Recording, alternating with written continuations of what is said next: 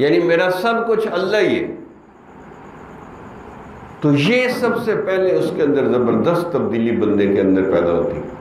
اب مکہ کے کافر غور و فکر کرتے تھے اور ان کی زبان عربی خود اپنی زبان تھی.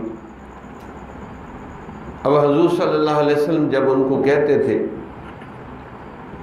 کہ قولوا لا الہ الا اللہ تفلحوا، کہ لا الہ الا اللہ پڑھ لو فلاح پا جاؤ گے، تو ان کو بات سمجھ آتی تھی کہ سارے بتوں کو، سارے شرک کو، ہر چیز کو چھوڑنا پڑے گا اور لا الہ الا اللہ پڑھنا پڑے گا. سمجھتے تھے بات.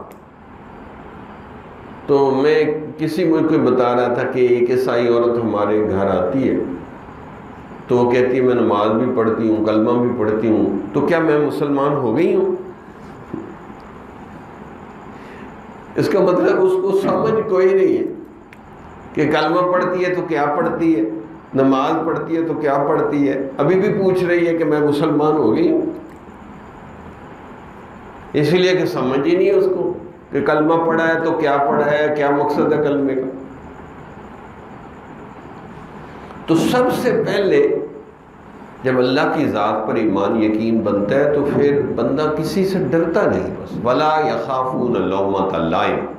اللہ تعالیٰ فرماتے ہیں جو مرد مومن ہوتے ہیں وہ کسی کی لعنت ملامت سے خوف نہیں کھاتے کہ ہمیں کوئی کیا کہے گا.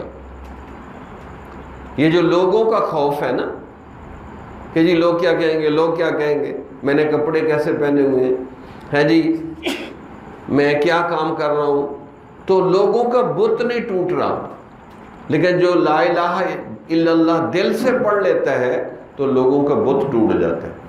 جمال الوجود بذکر الإله